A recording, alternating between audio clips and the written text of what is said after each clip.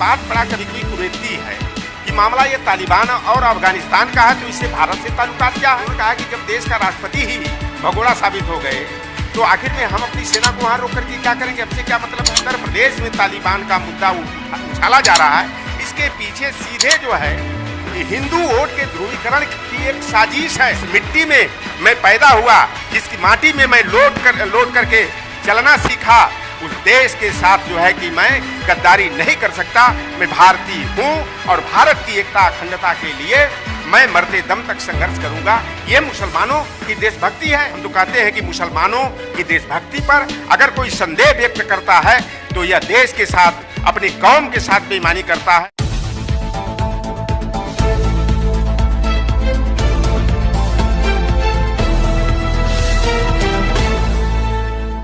15 अगस्त का दिन इतिहास में एक और घटना के लिए दर्ज कर लिया गया और वो घटना थी तालिबान की अफगानिस्तान में काबिज होने की, जिसके बाद से ही तमाम वीडियोस और फोटो सोशल मीडिया पर वायरल होने लगी कि किस तरह से अफगानिस्तान के जो लोग हैं वो किस तरह से अपनी जान की कुर्बानी दे रहे हैं, अपनी जान को जोखिम में डालकर प्लेन के टायरों में लटके हुए दिख रहे हैं, तो किस तरह से जो है प्लेन के पंखों में दिख रहे थे। आखिर क्या वजह थी कि वहाँ के लोग, अफगानिस्तान के लोग अपना मुल्क छोड़ने को मजबूर थे और इसके बाद इतनी ज़्यादा जो सरगर्मियाँ तेज़ हो गई हैं उसके बावजूद अभी तक कोई ऐसी जो है बयान हमारे इंडिया की तरफ से नहीं देखने को मिला है।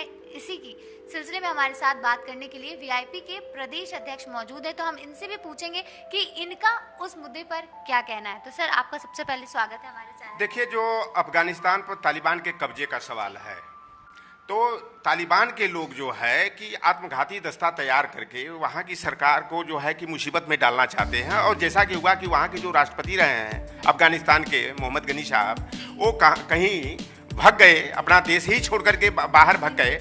और अमेरिका के राष्ट्रपति बाइडेन जी ने जो अपनी सेना उनकी मदद के लिए भेजना चाहते थे या सेना लगाए थे, तो उन्होंने कहा कि जब देश का राष्ट्रपति ही भगोड़ा साबित हो गए तो आखिर में हम अपनी सेना को वहाँ रोक करके क्या करेंगे, हमसे क्या मतलब है। लेकिन एक बात बड़ा कभी कभी कुरेदती है कि मामला ये तालिबान और अफगानिस्तान का है तो इससे भारत से ताल्लुकात क्या है।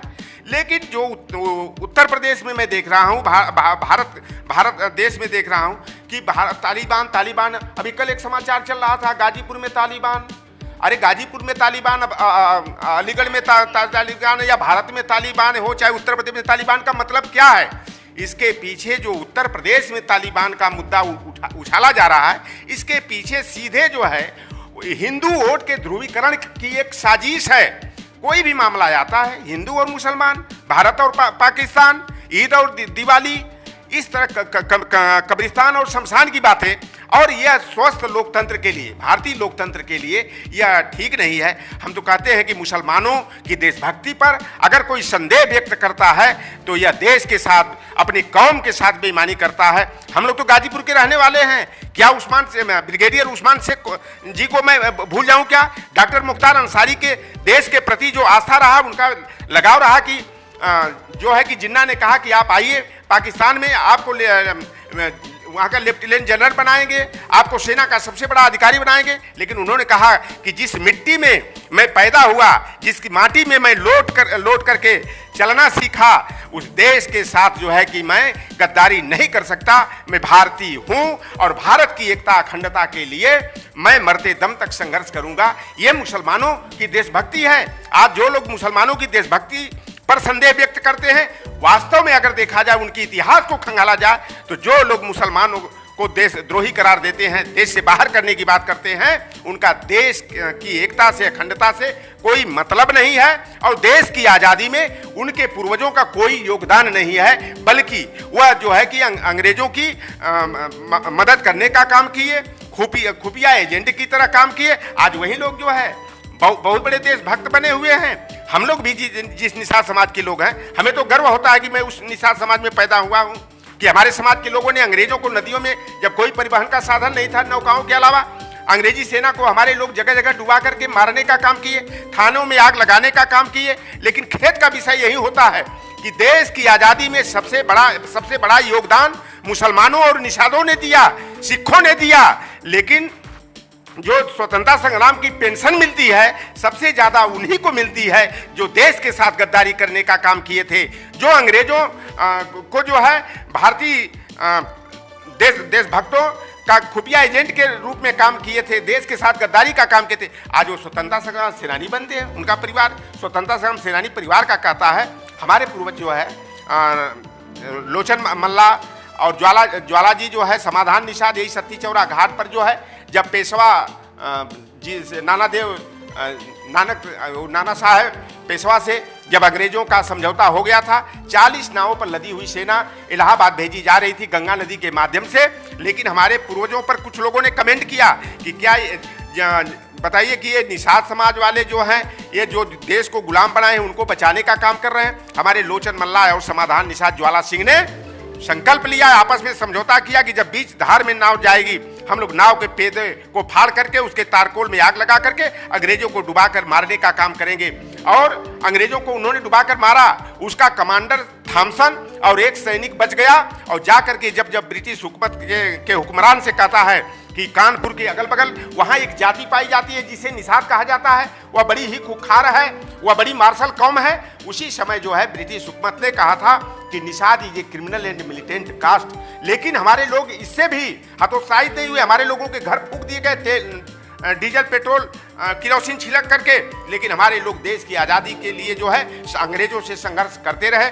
और 1871 में हमारे समाज को विशेषकर चाहे जो देश के लिए लड़े थे, चाहे वो मल्लाह हो, लोध हो, कहार हो, केवट हो, भर हो, बंजारा हो, इन जाति गुजर हैं, इन जातियों को अंग्रेजों ने क्रिमिनल कास्ट घोषित किया था, जराइम पेशेवर जाति घोषित किया था। 1878 में 4 act, northern India fisheries act, northern India mining act, northern India forest act और northern India ferries act, 4 act बना करके हमारे जो जल से जुड़े हुए हमारे पेशे थे, रोजी रोटी के साधन थे, उन्हें अंग्रेजों ने छीनने का काम किया। हमारा देश 15 अगस्त 1947 को आजाद तो हो गया, यह सत्ता का हस्तांतरण था, देश को आजादी नहीं कही जा सकती, यह सत्ता का एक समझौते के तहत हस्तांतरण हुआ।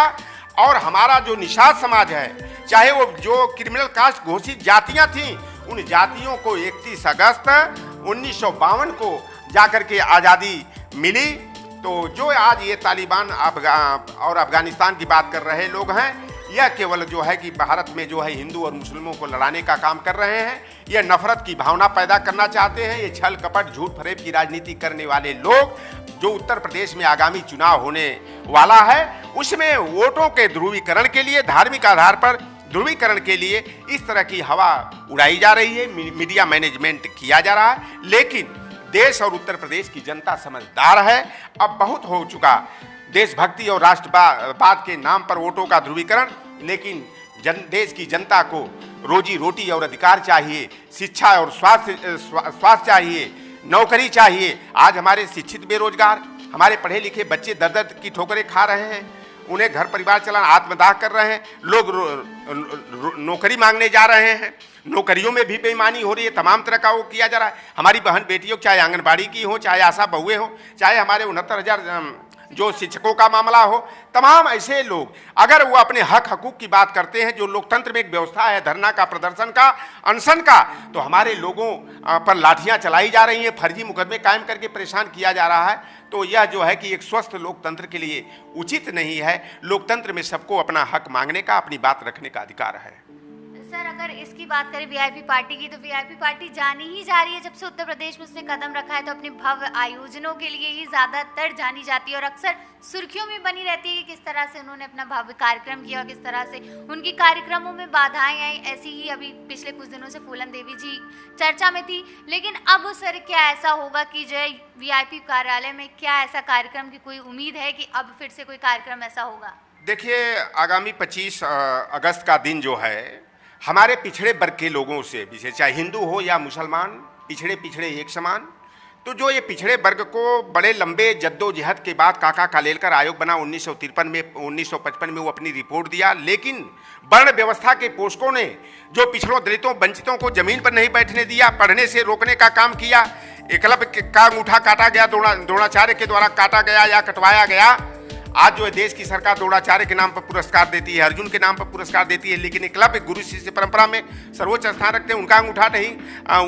आज अंगूठा कटवा दिया गुरु भक्ति में आकर के, लेकिन उनके नाम पर पुरस्कार नहीं। ये इस तरह की बेईमानी तो काका कालेलकर आयोग की रिपोर्ट ने 1979 में जो है कि बीपी मंडल, बिंदेश्वरी प्रसाद मंडल जी यादव बिरादरी के थे, वह मधेपुरा से सांसद थे और वह 51 दिन के लिए बिहार के मुख्यमंत्री भी बने थे और उनके साथ जाति भेदभाव किया गया था। एक पूर्व मुख्यमंत्री थे कांग्रेस के बड़े नेता, बरौनी रिफाइनरी से तेल रिस करके गंगा नदी में चला गया और आग लग गया। ये रासायनिक गुणधर्म होता है कि पानी और तेल का जब घर्षण होता है तो स्वाभाविक तौर पर आग लग जाती है। तो सदन के अंदर पंडित विनोदानंद झा ने कहा था कि अगर नंजतिया और सुद्रवा प्रदेश का और गुअरवा प्रदेश का मुख्यमंत्री बनी है तो दैवी प्रकोप अबे न करी, गंगा जी में अगिया लगबे न करी। तो इस तरह से बीपी मंडल जी एक जमींदार परिवार के थे। हाँ, दुर्भाग्य था कि वो अहिर बिरादरी में पैदा हुए थे, ग्वाला के घर में पैदा हुए थे। उनके ऊपर टिप्पणी की गई, लेकिन उन्होंने दृढ़ संकल्प के साथ मंडल कमीशन की रिपोर्ट को तैयार करने के लिए वह जो है कि 17 प्रदेशों का दौरा करके मंडल कमीशन की रिपोर्ट तैयार किए और उन्होंने अनुशंसा किया था कि सभी स्तरों पर जो है सरकारी सेवाओं में और अन्य सभी स्तरों पर पदोन्नति में भी, चाहे जमीन जिनके पास ना उनको जमीन का भी अधिकार मिलना चाहिए। तो मंडल कमीशन की रिपोर्ट, लेकिन वह 10 वर्षों तक वह जो है अलमारी में बंद होकर धूल चाट रही थी और जनता दल की सरकार 1990 में बनती है और प्रधानमंत्री बीपी सिंह जी बनते हैं और शरद यादव जी, रामविलास पासवान जी, लालू प्रसाद यादव जी के प्रयासों से जो है 7 अगस्त 1990 को मंडल कमीशन की रिपोर्ट लागू हुई। पूरे देश में सामंतवादी जाति के लोगों ने आंदोलन छेड़ दिया, रोडवेज की बसें फूकी जाने लगी, ट्रेन रोकी में आग लगाई जाने लगी, सरकारी संपत्तियों को हजारों करोड़ सरकारी संपत्तियों को नुकसान पहुंचाया गया। अरे भाई, मैं तो हक की बात कर रहा हूं। अगर हम 4 भाई हैं, अगर एक भाई जो है कि 3 भाइयों का हिस्सा ले ले तो बताइए क्या यह न्याय कहता है? क्या जो लोग सदियों से सताए हुए हैं, दबाए हुए हैं, पददलित किए गए हैं, उनके देश के स्वस्थ निर्माण के लिए, देश के विकास के लिए सभी लोगों, जब तक हर व्यक्ति का विकास नहीं होगा, हर व्यक्ति को स्वास्थ्य शिक्षा नहीं मिलेगी, उसको रोजी रोटी का साधन मुहैया नहीं कराया जाएगा, तो एक मजबूत राष्ट्र की कल्पना करना ही बेईमानी है। तो बीपी मंडल जी मंडल मसीहा हैं और बीपी मंडल जी की जयंती 25 अगस्त को है। उनका जन्म जो है कि 25 अगस्त 1918 को जो है, मुरहो स्टेट है मधेपुरा में, सहरसा में पहले पड़ता था और उनका जन्म बड़ा सौभाग्य की बात है कि उनके पिताजी जो है कि स्वास्थ्य लाभ ले रहे थे बनारस में और बनारस में ही उनकी पैदाइश हुई और जिस दिन वो पैदा हुए दुर्भाग्य रहा कि एक दिन पहले उसी दिन उनके पिताजी दिवंगत हो गए। लेकिन बीपी मंडल की देन है कि आज जो 27% आरक्षण मिला है पिछड़े वर्ग के लोगों को, तो उन्हीं की जयंती के अवसर पर वीआईपी पार्टी के प्रदेश कार्यालय में हम लोग बीपी मंडल जी की जयंती का आयोजन करके उन्हें श्रद्धांजलि अर्पित करेंगे और यह संकल्प लेंगे कि हमें 27 से अब काम नहीं चलेगा, हमारी ओबीसी की जातिवार जनगणना हो जानी चाहिए। अगर हमारी 54% आबादी है, मंडल कमीशन के तहत 52.10% आबादी थी, तो हमें 52 या 54%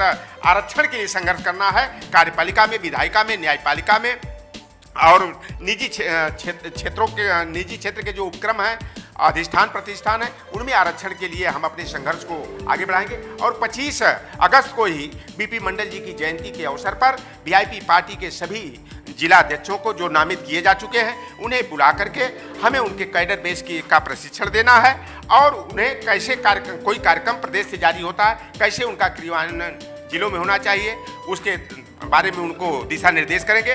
और 31 अगस्त को विमुक्त जनजाति दिवस है। अंग्रेज जो हमें जराइम पेशी अपराधी जाति घोषित किए गए थे, 15 अगस्त 1947 को देश आज़ाद हुआ, लेकिन 31 अगस्त 1952 को जो है अपराधी जाति जो जातियां घोषित थी अंग्रेजी सरकार के द्वारा, उन्हें आज़ादी मिली। तो हम लोगों की ये मांग उस दिन करेंगे कि महाराष्ट्र में जिस तरह से विमुक्त जातियों को अलग से आरक्षण का कोटा दिया जाता है, उसी तरह से शिक्षा में, सेवा आयोजन में, बजट प्रोविजन और स्थानीय निर्वाचन में विमुक्त जनजातियों को आरक्षण मिलना चाहिए।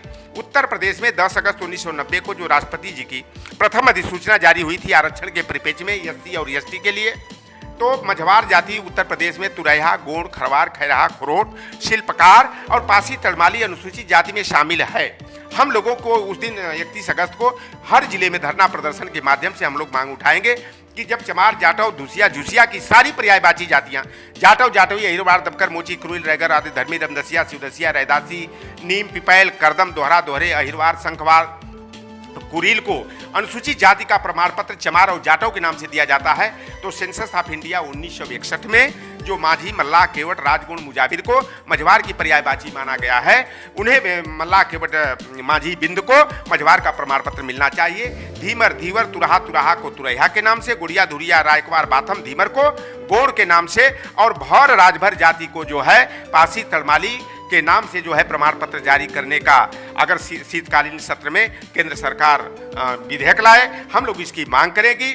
और राम और निषाद राज के नाम पर तो बड़ी राजनीति हो चुकी, लेकिन आज राम की नैया को पार लगाने वाले निषाद मछुआरों की नैया मझधार में पड़ी हुई है। सारे हमारे परंपरागत पेशे वर्तमान सरकार के द्वारा जो है बाहुबलियों को, पूंजीपतियों को, मत्स्य माफियाओं, बालू माफियाओं को हाथों में दे दिया गया है। मैं अगर भारतीय जनता पार्टी के लोगों का अगर अपने को राम भक्त मानते हैं, निषाद राज और राम की मित्रता का हवाला देते हैं, तो राम भक्त निषादों को अनुसूचित जाति का आरक्षण देकर हमारे परंपरागत पेशों को बहाल करें। अन्यथा 2022 के चुनाव में, जो 2014 में, 17 में, 19 में भारतीय जनता पार्टी को अर्थ से फर्श तक पहुंचाने का काम हमारा 12.91% आबादी, कोई ऐसा नहीं कि पौआ वाली जाति हमारी झौगा वाली जाति है, तो 12.91 लगभग 13% आबादी है, और 3.57 यानी 3.5% आबादी हमारे लोधी और किसान जो हमारे सहोदर भाई हैं। 16.5% उत्तर प्रदेश में हमारी आबादी है, और 2% 3% का खेल मिशन 2022 में होने वाला है। निषाद जिधर जाएगा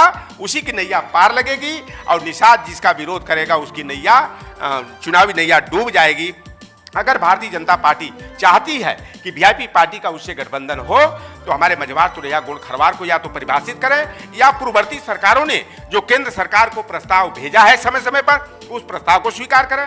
राबड़ी देवी और नीतीश कुमार की सरकार ने जो बिहार में निषाद, मल्लाह, केवट, बिंद, नोनिया, भर और तुरहा जाति को अनुसूचित जाति में शामिल करने का प्रस्ताव भेजा है। झारखंड की सरकार ने भी केंद्र सरकार को प्रस्ताव भेजा है। माझी, मझवार की भांति जो जनजाति में शामिल है मध्य प्रदेश में, निषाद, मल्लाह, केवट, बिंद, धीमर, धीवर, रायकवार, बाथम और भोई को माझी, मल्लाह, मझवार का एसटी का प्रमाण पत्र जारी करने की जो मांग हमारी है, अगर केंद्र की सरकार शीतकालीन सत्र में विधेयक ला करके पूरा करती है, तो निषाद समाज भारतीय जनता पार्टी से गठबंधन करेगा, भाजपा की नैया को पार लगाएगा।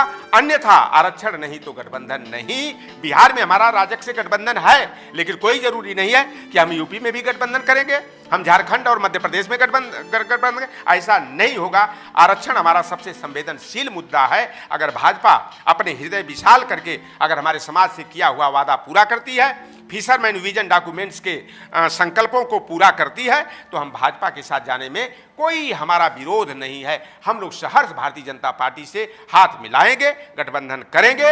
अगर भाजपा वादा फिर करती है तो हमें वादे पर विश्वास नहीं है, क्योंकि कहा जाता है कि बिल्ली का मुंह एक बार गर्म दूध से जल जाता है तो वह छाछ और माठ को भी फूंक करके पीती है। तो अब भाजपा के वादे पर हमारा विश्वास नहीं है। अब वादा नहीं, काम चाहिए। हमें अनुसूचित जाति के आरक्षण का शासनादेश चाहिए।